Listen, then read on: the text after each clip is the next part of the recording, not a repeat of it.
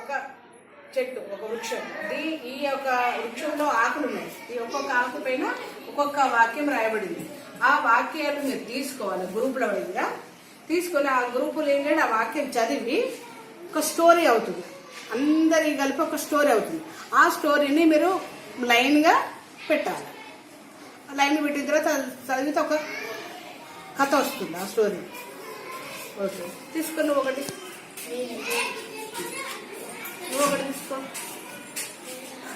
ఇది ఒకటి తీసుకో, ఏదన్నా ఓకేనా? ఆ కథ స్పీడ్గా చదవండి మీరు.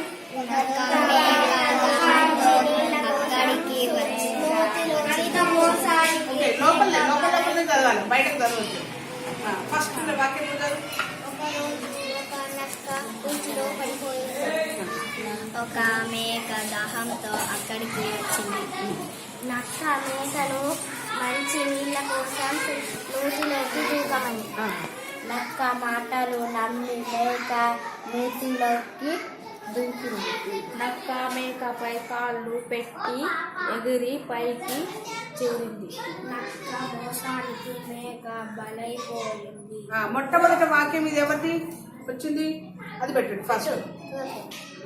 సెకండ్ వాక్యం ఎవరిది? మూడో వాక్యం ఎవరిది? నాలుగో వాక్యం, ఐదో వాక్యం, ఆరో వాక్యం. ఇప్పుడు ఈ వాక్యాలన్నీ కలిపితే ఒక కథ అవుతుంది. నువ్వు చెప్పమ్మా వాక్యాలను చదువు. ఒకరోజు ఒక నక్క నూతిలో పడిపోయింది. ఒక మేక దాహంతో అక్కడికి వచ్చింది. నక్క మేకను మంచినీళ్ళ కోసం నూతిలోకి దూకమంది.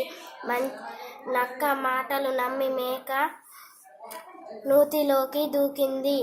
నక్క మేకపై కాళ్ళు పెట్టి ఎగిరి పైకి చేరింది. నక్క మోసానికి మేక బలైపోయింది.